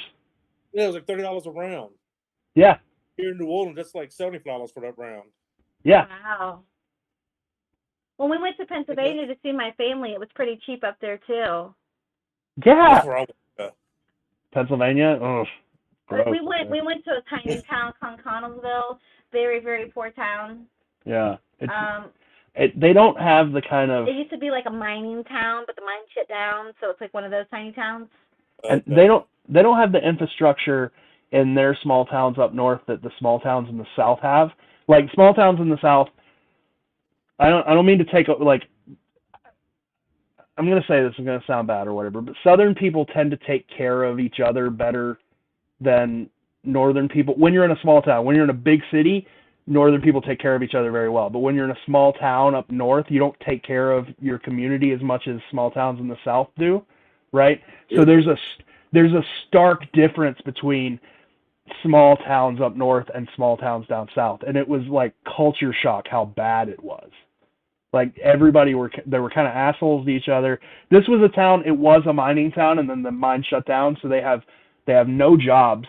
They have nothing above like service level jobs, like waitress jobs or customer service style thing. There's no money in the town. No, it was very sad. Like my mom, she works at a. I'm a millionaire. I can afford it. She works at an envelope factory. She's worked there since, what she said, 23 years, and she only gets paid like $15 an hour.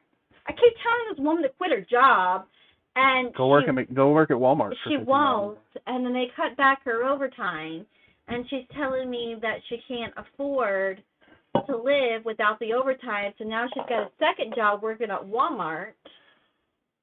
Really? It's crazy. Yeah, it's insane. I'm like, oh my goodness. I'm like, I would quit my job. She's like, but that's all I know, Rachel. I'm like, I guess. Like I've always been in the South, and it seems like when you're in hard times in the South, there are people you can depend on, you know, right? Right. Like, you always call somebody. Communities come together, and it just doesn't seem to be like that up north. It's very like you're on your own, which is hard. It's like the smaller the community, the tighter they would be. Yeah. It's not like that. It's weird. Strange. Anyway. Do you guys live in a tiny town? No, you guys live in New Orleans. We live in New Orleans. Is it tiny? No. No. Because we live in a tiny town.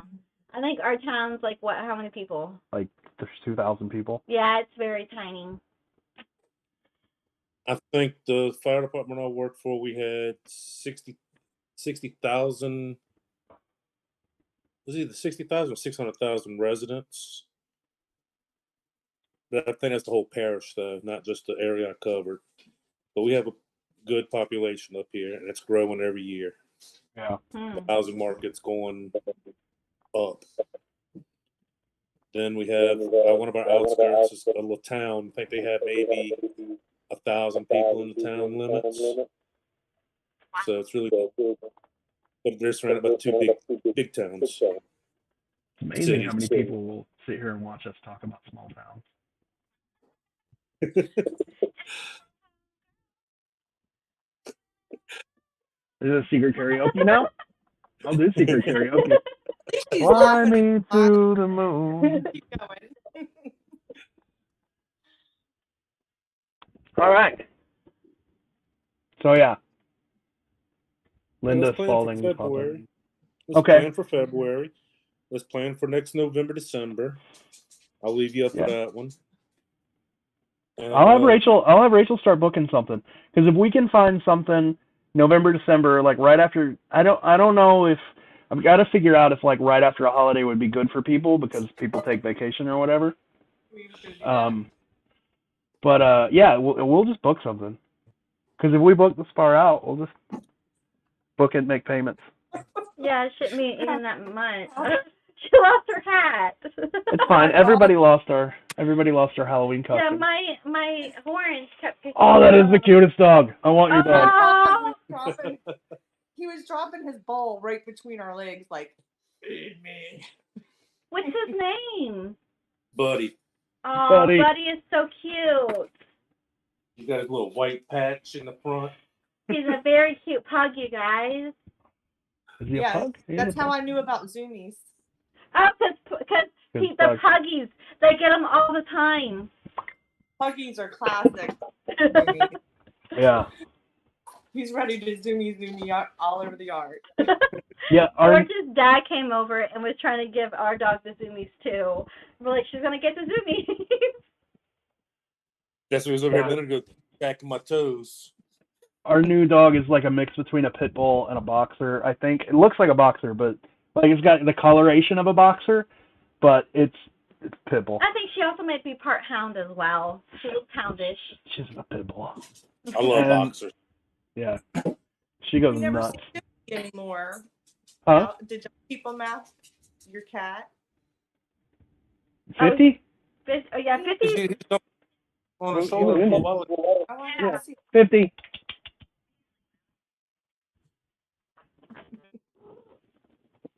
I just have to let our Satan out the back door a second ago. Oh my He got big. Yeah, he's gotten really big. You got like an 80% chance to survive now. He turned into a little a-hole, you guys. Yeah, he's an ass. I've heard he used to tear up people's legs. Yeah. Oh, dude, did Caroline show you her leg? It's crazy. Yeah. Tore her up. So now we know because of the Caroline experience. When we have friends over, we're just gonna put them in the kennel. He just like attacks all your company, like. No, this is the first time it's ever happened. Well, he's attacked everybody but me. He's not attacked your dad. He hasn't attacked Marilyn. Mm-hmm. But freaking Caroline and Nick come in, and then, Nick and Caroline come in and want to touch this weird cat that's acting like Satan, making this weird noise. I said, you guys, he's never done this before. And I thought he was going to come after Nick. And I was afraid for Nick because he had shorts on. And no, that's not what happened at all. I went to go get this stupid cat and run around. Hey, we have Halloween filters. That's not a good one. Oh, you're the Dracula. Oh, I like that. There we go. Halloween. Go back to the other one. The other one was really creepy. This one? All right. What was this one? Fine face. There you go. You're a little girl. Anyway, sorry. All right. At the end of the podcast, you find out your filters. Yeah. Anyway, was there anything else you guys want to talk about? Hey, I look pretty now. I like those lashes. Little dimples. I'm a pretty princess. What is this one? Cool. Oh my God. Oh, I love that. Well, you want to ask me a couple of questions about the anniversary hunt? I think I did ask if you were willing to do a Q&A. Should we find a cask or anyone find a cask? And you said yes. And I also asked you about how deep the anniversary cask was buried. So we covered that. Not that deep. And we asked if it was in a plexiglass box. And we got this. It's protected. It's protected. No, we covered our 3 questions. You got any more? I don't know if I can answer them. I don't know, because in reality, the anniversary hunt's going to be weird now that Arthur's gone, because 3/4 of this puzzle or whatever, I don't know. I really don't. Do we know if he told anyone how the painting works? He did not. He didn't. He offered to tell me once, and I was like, I don't know. He was like, do you want to know? And I was like, let me think about it. And then he died. So he told me that people had, because I asked him if anybody had gotten close to anything, and he was like something about like somebody had figured out a method to a thing, but they didn't figure out the correct way to apply it or something. They're on the right road. Yes, Simon, you can send me the map like I Yeah, like it was. They figured out something, but they didn't apply it correctly. But I don't know what that means, you know. So I think it's going to be. I'm kind of excited to see how people deal with the painting, just because I'm kind of excited to see how he hid stuff in it. You don't know what happened to the painting? I know the painting was at his house. I don't know where. You did the poem, and he did the painting. Did you give him stuff that you wanted into the painting off your poem? Do you know how that your stuff that you added, it's in how it is in the painting? No. Okay. I mean, I haven't looked. I could probably figure it out pretty quick, but like I haven't given it a super hard look. But the things that I gave him carte blanche to hide them the way he wanted to hide them, and that's what he did. So, a question: Did Arthur help you with the verse at all, or no? No. So you didn't help him with the painting, and he didn't help you with the verse. No. You guys did not work together. Other than me going, put these couple of things in, and then here's a general idea. No. Have you attempted to figure out the painting? I have. I figured out a couple of things. Like I've looked at it enough to where I can be like, oh, I know what that is. I know what that is. I know what that is. But not. There's a bunch of stuff that I don't know. Like, I don't know how it works. And you're looking at it. Do you think that we should get a good feel as the general area or city? I don't know. You don't know? Okay. We've looked at it, and I've tried to work on it, but it's been hard to kind of re-engage with the vibe in which, everything was left. And then Arthur passing just made it even tougher in the last few days. So we haven't even chosen a city. Christopher Preacher made a comment where he said the lesson is always entrust the solution to a hunt with somebody else. And there is a person that has the solution to the anniversary hunt. So, at least to the verse portion. So if you die. If I die, somebody knows the answer. I do have it as well. So there's two people that have it. Yeah. So, yeah. So Kathy asked where we can find this hunt. There's a Facebook group. I should put a link to the Facebook group on 12 Treasures. Because I think the problem with participation right now is unless you were around when it was first announced, you don't know where the Facebook group is. So it's beautiful painting. A lot of people's not even doing the secret no more. They're all into the anniversary hunt right now too. That's the way. That's what happened with the tribute too. So yeah, it's like a break. People will take a break and they'll work on one and then they'll go back. Clear their brain for a little while. Yeah. Or melt it some more. Yeah. I still have a cat. That's very nice. George's poem's crazy.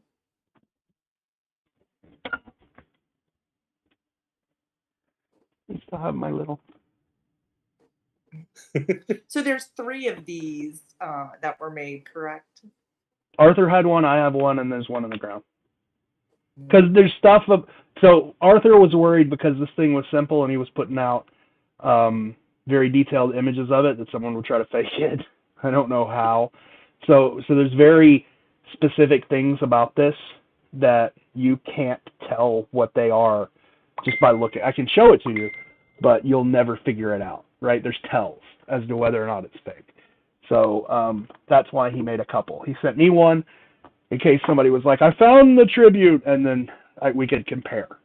Does that make sense? Yes. Nice. So someone checking the site to make sure it's still there. Yeah, somebody's keeping an eye on it. It's not going anywhere. I'll say this. There's been a lot of comments on the Facebook group about problems that people have with the secret and whether or not those problems will apply to the anniversary hunt. I'm smart enough to get around all of that. You're not going to have to worry about it being destroyed. You're not going to have to worry about somebody accidentally finding it. You're not going to have to worry about digging up an entire park to find it. You're not going to have to guess to find it. if once you figure it out, you will know exactly where it is. Is it somewhere safe where they're not going to get shot? Yeah, it's very safe. Is it? Because I don't know where it's buried. I wasn't with them, so I have no idea where it's buried. It's very safe. Is it in public property or is it private property? It's on property. Oh, so you're not okay. So you're not going to answer that. Got it. Somebody's been hanging around with JJP too long. So when I said I know the solution, I don't actually know where it's at. I have a pen that I have to enter into a certain file that opens up for the solution. So well, you know generally. I generally, yes. You know generally where it is. Like you could take them, for instance, to a field, but you couldn't tell them where in that field they need to go. Oh no, not at all. Boy, this sounds familiar. Yeah. But yeah, so it's safe. It's not going anywhere. Somebody's looking out for it. If you need, like it says in the verse, if you need permission to dig it up, you're going to know exactly who to go to get permission. And you're not going to have any problem getting it. So there you go. If you're in the right spot, they're going to say, yeah, it's there. Or go ahead. Yeah, they're just going to be like, yeah, go for it. My thing is, like, I hate damage to parks, right? I hate that. I hate that people just go out and randomly just destroy shit. So I wanted to make sure that didn't happen. So to be very clear, if you don't have permission to dig this hole, you're wrong. Is it in a park? It's on property. It's somewhere. I tried, everybody. Dang. Simon asked if he digs it up, can we rebury it and keep the hunt going on for others? Sure. I don't know about that. Yeah, I don't know if I would want to. It's cursed, but you can do it if you want. Well, as long as you're tagged along, you're okay. Yeah. Yeah, but if it's your idea, I think I would pass. Hard pass, no. Yeah. So yeah, that's it. It's like, I wanted to make sure people didn't have the same problems they have with The Secret. So you shouldn't have those problems. And I should also be clear that people on the Facebook groups have asked me because they think a comment that I made has excluded latitude and longitude coordinates from the painting. I have no fucking idea. I have no idea. I have no idea if there are latitude and longitude coordinates in the painting. I think they read into that too far. Yeah, that was really like, I wasn't trying to give, I thought about at the end, I wasn't trying to mislead or lead people in any direction or give out any hints with that at all. I was seriously just trying to get information across. But I thought about at the end of it, putting like, P.S. there are no clues in this message except for the obvious one, just to screw with people. And people would be like, what's the obvious clue? But I didn't. Thankfully, I didn't. You really want to mess with people these days, don't you? Well, are you going to tell them about your idea, too, about buying something with your LLC? Come on. So, the Forest Fen hunt, somebody bought the Forest Fen treasure. An LLC bought the Forest Fen treasure, but nobody knows who owns the LLC. And the Forest Fen community has been going nuts trying to figure out who owns this LLC. So I thought about putting on my personal Facebook page, hey, an LLC that I'm associated with just made a big purchase and we're very excited about what's going to happen soon, just to screw with people, but I didn't. That's a good April Fool's Day joke. Yeah. Yeah. Is the place accessible 24/7? Yeah. You have to pay to get in there. So there you go. There's two things. Oh, that's awesome. Yeah. I'm not gonna make you like pay to get in Disneyland. I'll just bury it in their parking lot. Big old cornfield, have a bunch of children of corn coming out as you walking through. That's my backyard. Yeah. Somebody guessed someone's backyard. What they don't know is it's my backyard. What they don't know is this. This is what you're looking for. The one that's over there, and the solution leads over there. It's my backyard and the cornfield. So yeah. But I hope you're not saying your backyard's like 100,000 miles long. Well, we actually live right behind a cornfield, so our backyard itself isn't very big. It's like a half an acre, and then right behind it you can see the cornfield. So it's literally, our backyard is this huge cornfield because we live in a farming town.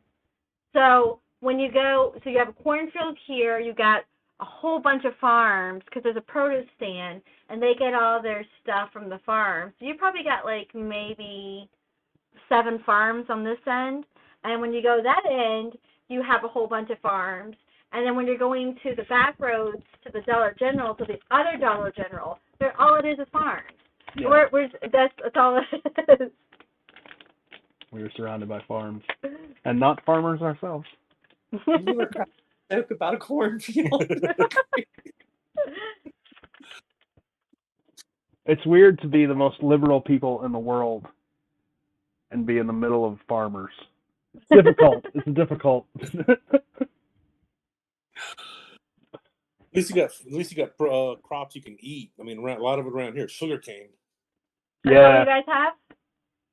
Not on the North Shore where we're at, but where I've been working at a lot, but nothing but sugar canes. Dude, we used to. So I grew up. I went to this Christian school, and it was at a church. And right behind the Christian school was built on an old sugar mill, and right behind the church was this pond that grew wild sugar cane all around it. So if you were good, the preacher would take you, like the class, back to the pond, and we could get sugar cane, like raw sugar cane, and we would just chew it all day, and it was awesome. And this is why I'm fat, by the way, because as a child I chewed raw sugar cane, but it was awesome. And I haven't seen sugar cane since I was a kid. I haven't seen sugar cane since I was a kid. Now we'll go up to New Orleans. Joe can hook us up with some sugar cane. Joe gets the sugar cane for us. I'll try. I've been over in Houma area the past week, and it's just been sugar cane fields after sugar cane fields. We'll be Jones, and the cops will be like, "Are you on drugs, son? Sugar cane." I know nothing. Like a little mask. That's cute.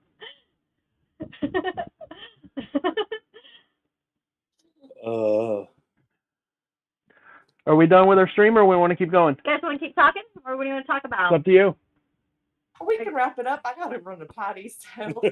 Oh, well, you could have done that. Yeah, it's fine. Or it's up to you. I'm gonna good. run. I'll be back. You can decide. Okay. So, talk about something. Talk about something, Joe. The what? Talk about something. Talk about it. It's your show now. It's a secret podcast hosted by Joe Chapman. Yeah, well, do you ever get your electrical fixed in your house? Fixed it today. What was it? Except for one run. So my house was built in 1902. 1910, whatever. It had old knob and tube wiring, right? My house was built in 3 different sections. It was renovated. 2 different sections were added onto it. So it had old knob and tube wiring running in the attic, the length of the house, and that fed off everything else. So when we first bought the house, we were like, oh, we got to fix this. So we rewired everything and cut it out of the knob and tube. And when we did that, a portion of the house didn't work anymore. Like we have a media closet where we store all of our video games and movies and shit right off of and that didn't work. And there's a line of outlets that don't work. And we couldn't figure out why. So I climbed up into the attic and I found out that where the knob and tube was, back in a corner, sort of underneath a ledge, was another connection that they had missed when we were cutting out the wires from knob and tube. So it was a line still connected to knob and tube that I just had to disconnect from that and then run to live wire. So when I did that, that got fixed. But there's still a line of plugs. It's like an exterior wall has 3 plugs, and then on the inside, the 3 plugs are tied. There are 3 plugs on the interior that are tied into the exterior, and then they run off of a line that I think runs under the house. That's still dead. I got no idea. Yeah, we don't know how to fix that. Yeah. So that's probably gonna be like a Joe job. Yep, we did find out there were 2 exterior light or outlets that were tied to a switch in our house, but they're only on when the switch is turned off. So we were flipping on switches, and like the switch is upside down. So we were flipping on switches, and the outlets, like every time we flip on the switches, the outlets aren't working. So we were testing them with all the switches on. They're not working. Flip the switches off, they get power. So was the switch upside down there? The switch is just upside down, and we just didn't realize it because like when you turn the switch off, we didn't test it because we were like, well, the switch is off now, so we weren't testing it. The switch was just upside down, so whatever. Fix that. Yeah, they called them lamp outlets because they didn't have lights in the ceilings, so they plugged in their lamps, turned the switch on and off to turn the lights on as they came in. This one goes outside. It's weird. It feeds like a light above an exterior door, and then there's an outlet directly below that, tied into that light. So we didn't have a light. We didn't have a light bulb in the outlet because we knew like the where you plug in the fixture was all corroded and bad. So we knew we had to replace that. So we didn't put in a light in to test it. And I mean, the way we figured it out was I went out there and replaced the outlet with a security light, wired it all up, and then we're like, oh shit, this light switch is just upside down. Brush your teeth. Yeah, I remember my first knob and tube job I went to or found. I got in the attic and let's see here, my iPad's going dead, and I got it plugged in. I don't know why it's going dead. But no, my first knob and tube job, I went to the attic and I got lit up. I was like, what is this? Grab another 2x4 again, get lit up again. Found out it was like a power line up there. Didn't realize what it was when I first started. A power line? Like, oh, you thought the knob and tube was like a Correct. That's what it looks like. It does. I mean, it was in 96 when I got into electrical work. And that was my first time. I got up in the attic, grabbed that 2x4 joist, got lit up. I grabbed it a second time. The third time, realized it was hot. It was wires. I never knew what it was. We were calling around electricians, and it's so funny because I was calling around electricians. And I kept telling, like, you know, if you had a knob and tube, and somebody's like, I have no idea what that is. I'm like, I need to talk to someone that knows because I need this fixed for insurance purposes. And like, it was so funny how people that I talked to didn't know what it was. Yeah, so I mean, it's funny. But that's what I like to go to wiring. You got to come to the house. I got a question that I have to answer because apparently there's drama. Okay. And I'm the only one that can answer it. So somebody asked, George, tell us more about the special color lens that came with the pinback button. Bantam has a secret. Where did you get that? What does she do? So I bought a button at a sale online, which came from a liquidation from Bantam of advertising materials. It came with transparencies, advertising transparencies, 2 buttons, and this, which is called a mechanical proof. All right. So mechanical proof, what it is it's every layer of illustration that goes into something so that you can change it. So on the outside of it, there's tracing paper where you can make notes for printing, or you can make notes for colorists or whatever. And you can see Byron made a bunch of notes here. And if you flip this page up, it has the button design printed on a transparency. And if you flip this up, it's just the text of the button, and that's on board, and it's like pasted or whatever. And it also came with this red lens. And what this red lens does is, because this is white, when you put this down here, it's hard to see errors, because errors just kind of look white and they blend in with the background. So to make errors more obvious, what you do is you put red tint behind it, and then you flip this back over, and then if there are errors in the printing, you see the red tint. Mechanicals are like that. That's where all mechanicals kind of come. That's the way they come. This was made in April 1982 from Active Advertising Products Incorporated, yada, yada, yada, whatever. and it's got a list of all of their, I'm not showing you this, but like where my hand is covered up is all of their employees, and then people like Byron and some of the people that Byron worked with who had to proof this. They all had to look at it and sign off that it was correct. So it was started, the first date I think is wrong. No, it's right. It's April, it got passed around first, April 7th, 1982.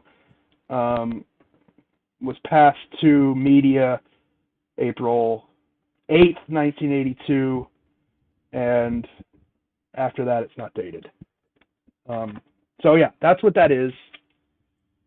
Not anything from the 90s. Yeah. Anyway, mechanical. There's only one of them, and it's got Byron's signature on it. It's the important one. Yeah. I think what's cool, like it came with a bunch of proofs, but it came with two pre-production buttons. They were Byron's proofs, so they were Byron's buttons, and I kept one. I gave one to Bradley. Take a bite. Anyway, that was He my loves question that I had to answer. He loves. We haven't tried that. Like we got Kong treats for Mia, but not like the cheesy, yeah. Yeah, cheesy stuff you put in it. Yeah. Just look at my toes. You gotta stop that. Windows Stations had two of them. Apparently he worked for Bantam. Oh, nice. Good job. Well, for some reason, my iPad is on charger, but it's going dead. It's dropping instead of charging. Okay, well we can. That's fine. We can call it a night. I've got maybe 2% left. Oh, well, I don't know if we can because they don't have drinks. It's fine. I'm just drinking mine. We got our drinks. Do you want to toast to Arthur? Yes. You say something about it. I don't know him personally, so I don't know what to say. Oh, I think the Secret lost something great when they lost Arthur. Like Arthur came in and from another country, had no interest in finding these casks, and was able to show the community what each member should be. Just kind, helpful, creative, innovative. I think when Arthur passed, we lost one of the best members of the community. So, to Arthur. To Arthur. Cheers. My bad. I just wanted to drink twice. Good night, guys. Good night, guys. Oh, stay on stream for a second. I'm gonna end stream, but don't leave yet. There's something you're gonna like. Let me end this.